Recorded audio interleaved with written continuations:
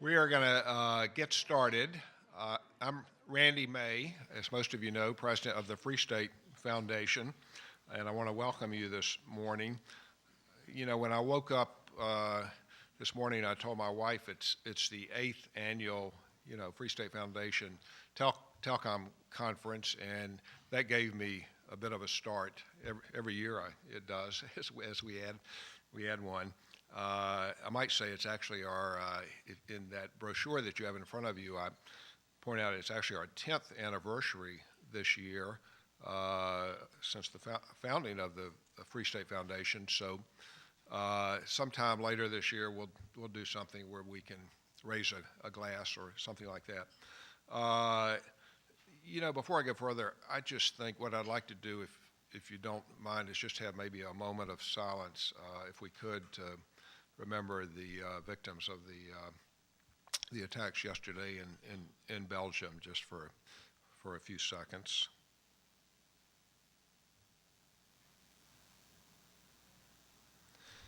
Okay.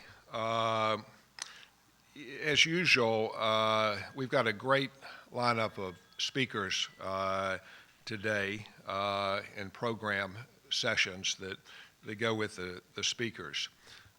This year's conference theme is the FCC and the rule of law.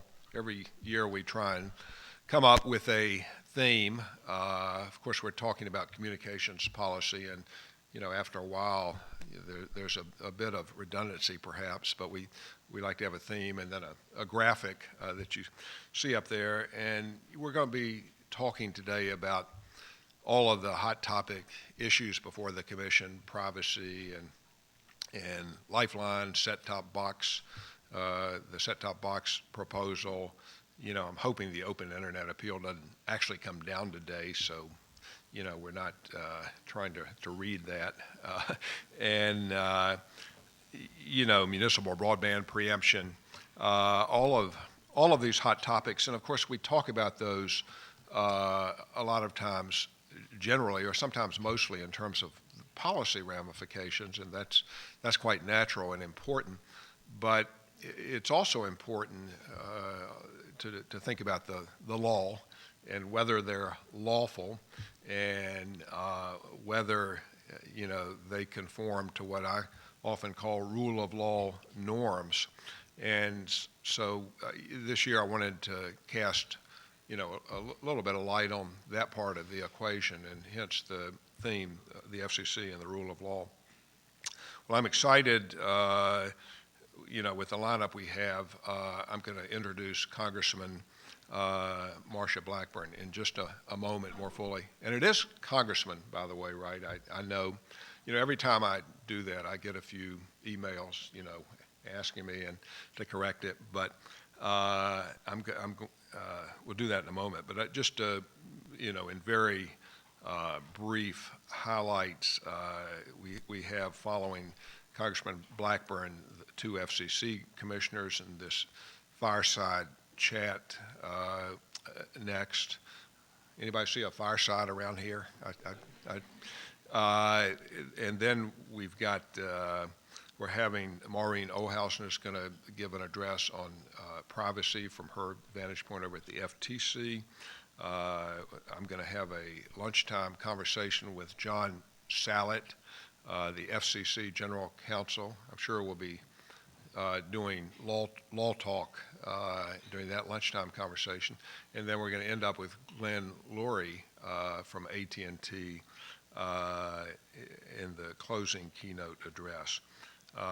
So there's much to discuss, and I'm quite confident the conference is going to be informative, interesting, and lively. So I just want to say in closing that, and I say this every year, but I don't think I'll ever stop doing this. I'm grateful for the participation and interest of all of you in the work of the Free State Foundation and our programs, our events, and so thank you very much for that.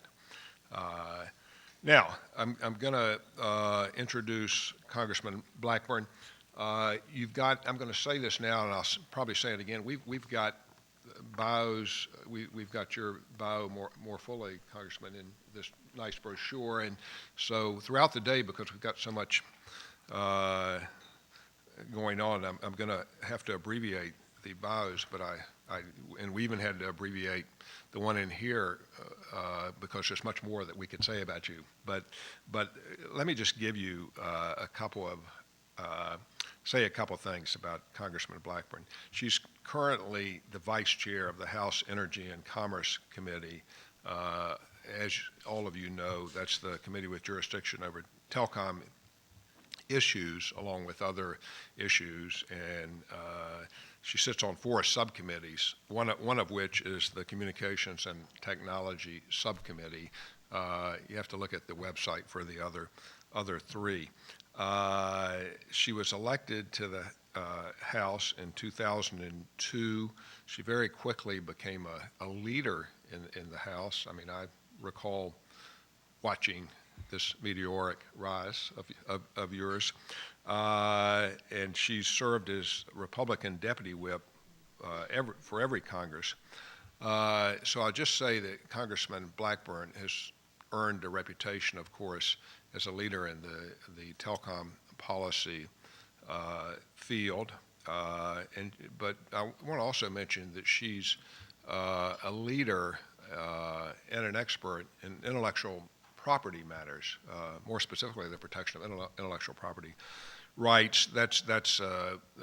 We also do intellectual property work here at the Free State Foundation. So if you didn't already know, that's a chance. That was a chance in light of Congressman Blackburn's leadership to plug our book that Seth Cooper and I published last fall called The Constitutional Foundations of Intellectual Property and Natural Rights Perspective. And this book really, at its core, and I won't run on about it, but what it does is try and show what motivated the founders at the time that they included the intellectual property clause in the Constitution. So there's a lot of constitutional history, quite a bit of biography in the book, and you might find that interesting if you're interested in intellectual property rights. So Representative Blackburn has keynoted past events of the Free State Foundation, but it's been a few years since she's been with us, so I'm especially glad that she agreed to be with us today, and I want to welcome you back for the opening keynote address.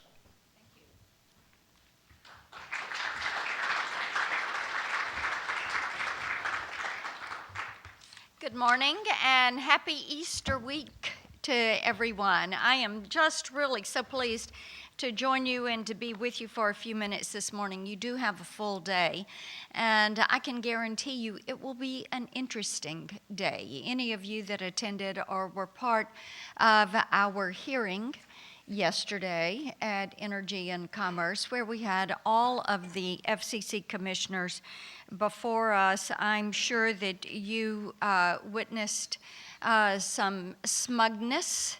And I think it is fair to say that we at Energy and Commerce have been very concerned about Chairman Wheeler and how he stretches the confines of the law. So your topic for today is very well placed. And after I left the hearing yesterday, I said, I feel like he is almost the regulatory bull in the china shop. And it's going to be his way or no other way when it comes to issues like net neutrality, muni broadband, AllVid, which we had some discussions of yesterday. And it seems that the FCC's behavior and approach has been a controversial solution as they try to move forward. And they've done this over and over and over on these issues. And further, the commission and its employees really have failed to exercise regulatory humility. When you've got an FCC employee who is bragging on tape about personally corralling $100 million of taxpayer money for an experiment. This is the kind of thing that my constituents see as being offensive, and thereby they are looking for a little regulatory humility to come from the FCC. I know that some of you would like to see that also. Let me touch on just a couple of issues as we move through the day and where we are. Net neutrality continues to be something that's discussed. On April 29th, 2014, Chairman Wheeler wrote in a blog post that the D.C. Circuit Court's decision in Verizon versus the FCC, and I'm quoting, laid out a blueprint for how the FCC could use Section 706 to regulate the Internet, and that he viewed the court's ruling as an invitation that I intended to accept, end quote.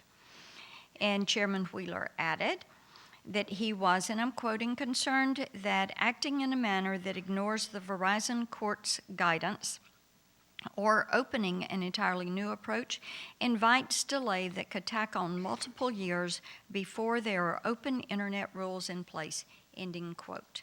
He clearly stated a preference to lean away from Title II regulation. Well now, as we all know now, that was the old Tom Wheeler, or Tom Wheeler 1.0.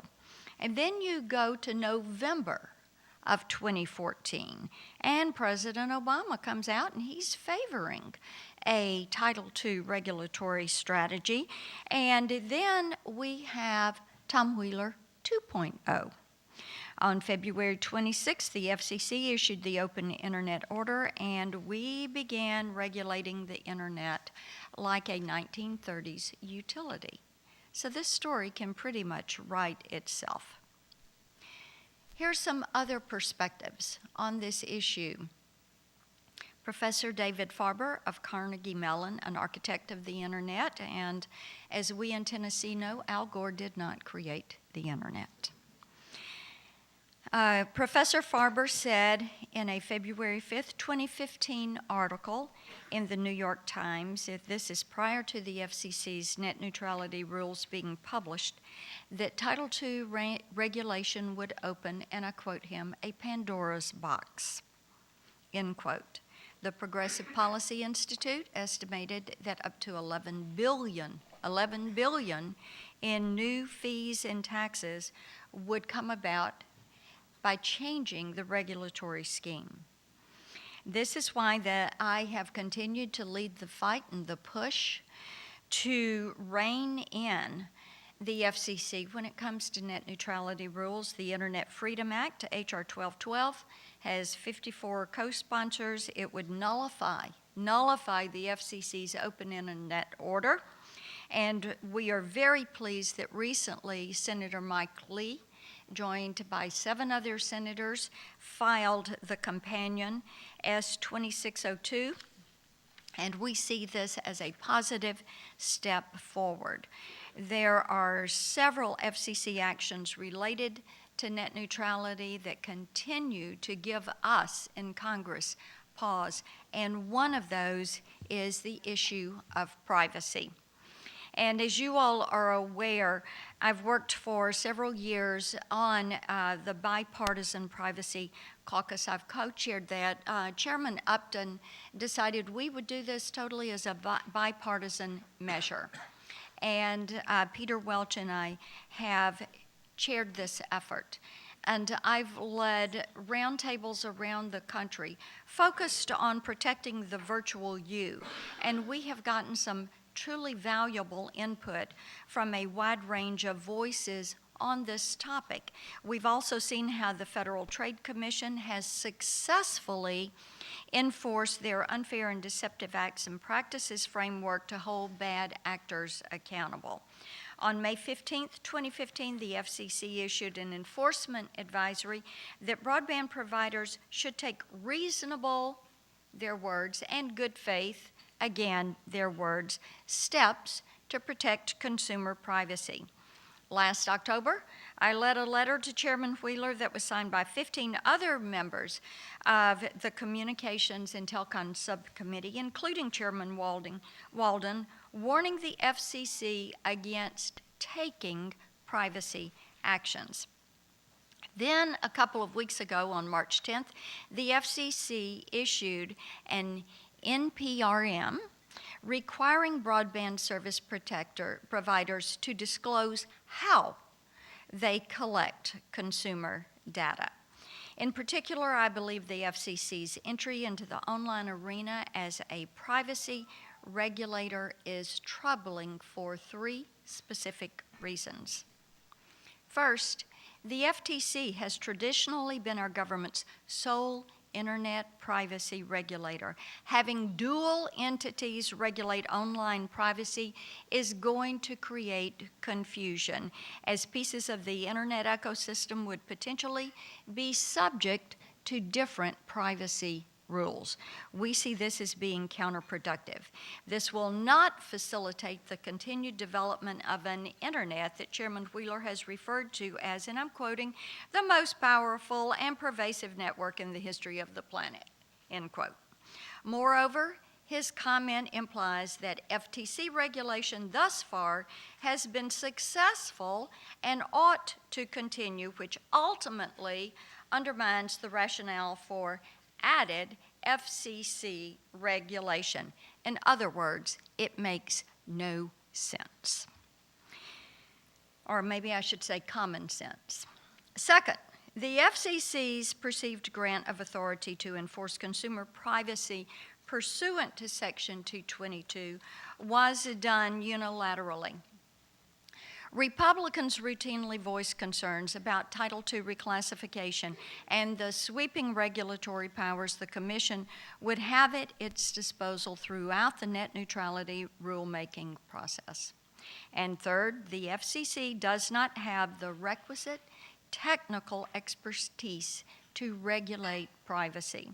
FTC Commissioner Joshua Wright testified before the House Judiciary Committee that the FTC has, and I'm quoting, unique expertise, end quote, in, and I'm quoting again, enforcing broadband service providers' obligations to protect the privacy and security of consumer data. He added, we create further obstacles to protecting consumers and fostering competition by depriving the FTC of its long-standing jurisdiction in this arena, which it has engaged in over the last 2 decades. The precedent is there for leaving this with the FTC. It should be left with the FTC.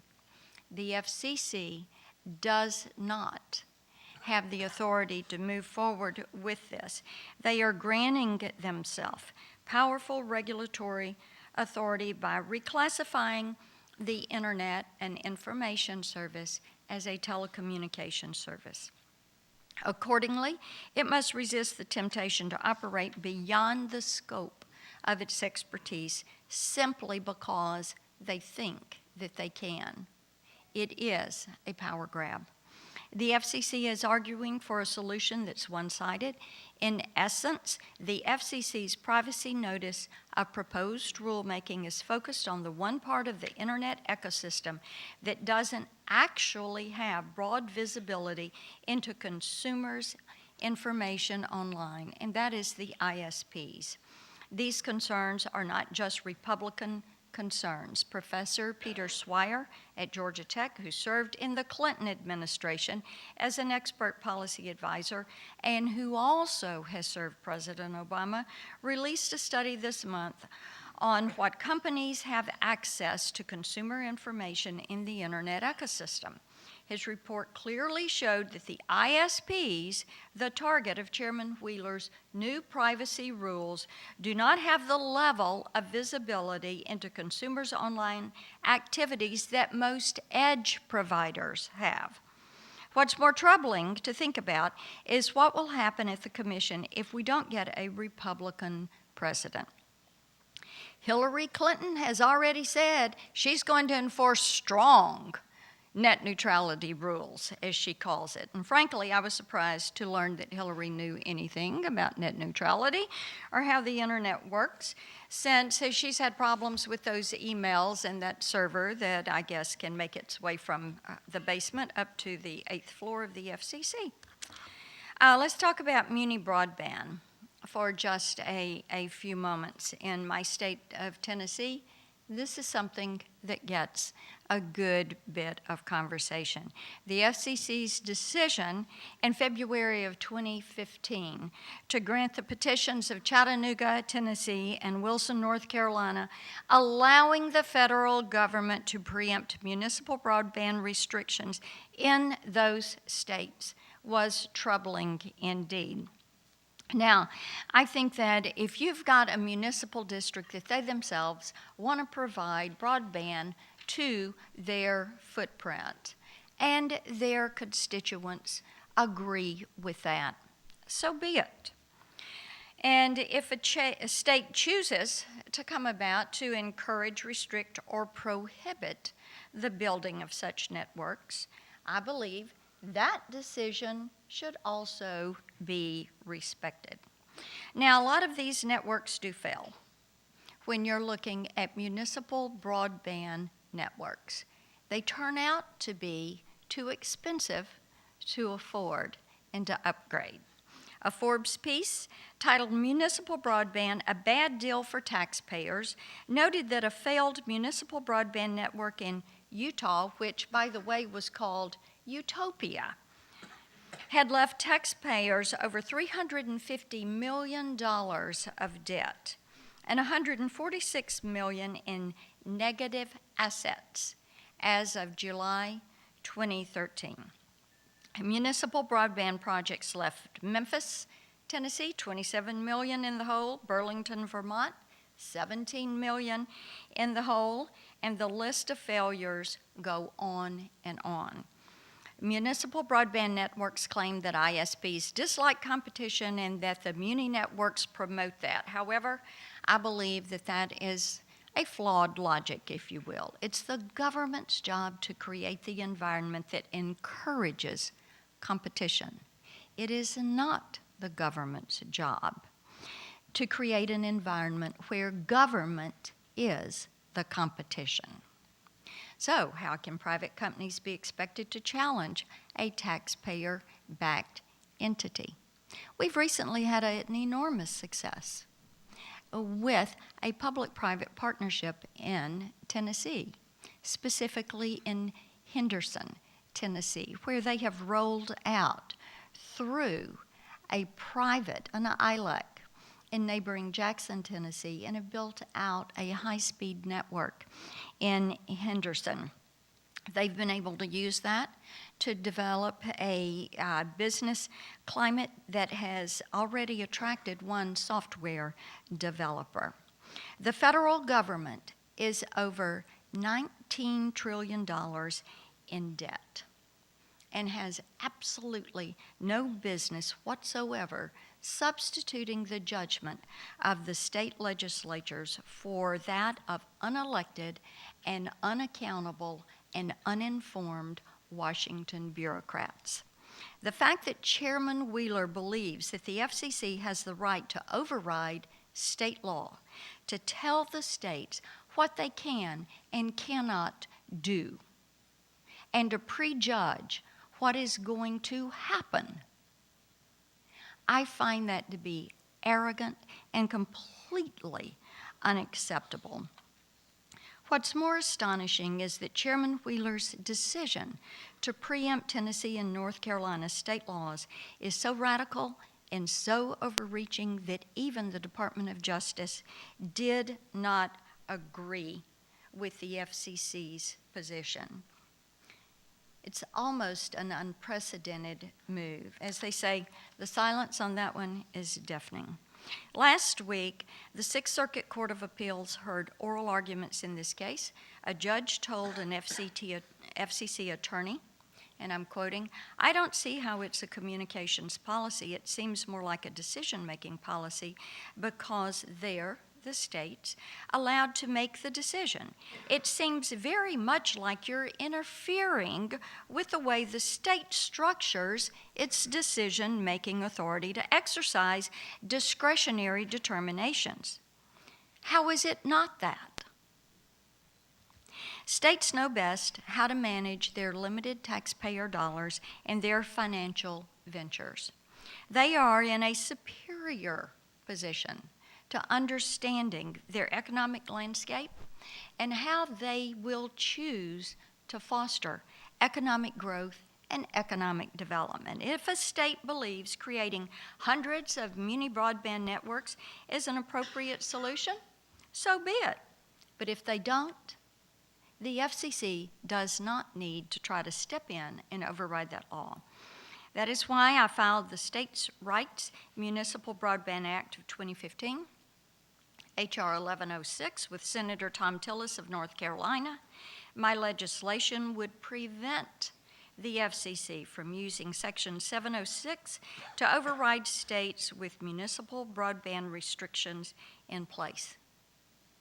This is the United States of America, and the states have rights, and they should be free to exercise those rights, especially when it pertains to matters that directly impact their financial well-being. Let's touch on AllVid.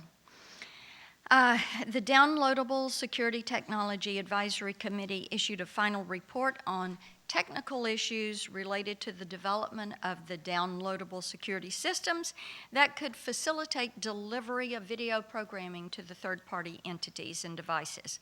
One of the proposals would allow MVPD service to be disassembled into individual pieces and parts that any retail device manufacturer could selectively reassemble into a new configuration and a new service. Now think about that. You're going to break it apart. You're going to be able to create a new composite and then formulate that as a new service. This is similar to the AllVid concept considered by the FCC in 2010. Disaggregating MVPD content would also lead third parties to circumvent consumer protections that are built into regulated service, but not into AllVid. I'm concerned by the ideas that are being pushed by some that would let third parties use content for their own services in ways that violate licensing terms and without the consent of the content creator. And I can assure you that many of the content creators and independent distributors that call Nashville, Tennessee their home are baffled. They're absolutely baffled by what the FCC is seeking to do. In a TV marketplace that is producing more video content than ever before, why would the federal government support this kind of intervention and theft? This is their content. They have produced it. They have spent the money to create it. And now they're hearing from a federal agency that they're going to override these contracts. Think about that. At our November hearing, Chairman Wheeler committed that his set-top box proposal would honor copyright law and programming agreements. The text of the proposal, which was released a few months after the hearing, suggests otherwise. It would mandate that pay TV providers transmit to third parties all the programming the pay TV providers license, allowing third parties to use the programming without obtaining the permission of the copyright holders or compensating them. The proposal also explicitly declines to prohibit third parties from replacing or altering advertising or manipulating the content. This proposal exceeds the FCC's authority and creates conflicts between the Commission regulations copyright and contract law. And I can assure you it has created a tremendous amount of confusion in the television and video production industry. I really appreciated Commissioner O'Reilly's dissent, and I thought he presented an interesting line that this is regulation by speculation. That is precisely what the Allvid proposal is. The FCC's controversial decision-making has frustrated the virtual space. It has frustrated the content producers. It has frustrated the telecommunications industry. And let me assure you, it has frustrated policymakers. It's an agency that has made a habit of pursuing regulatory arrogance and nuclear options in almost every instance. However, I am optimistic that at the end of the day, better ideas and cooler heads are going to prevail. The telecommunications industry has thrived under light touch regulations, and I am confident that we're going to reverse course on many of these policies in the next Congress. The internet is not broken. It does not need the interference of the FCC. Thank you so much for letting me stop in this morning. I hope everyone enjoys a wonderful Easter week. I'm going to head back to the Hill, and we're going to be done with our week by noon today and head to our districts. Thank you so much, and please do be in touch.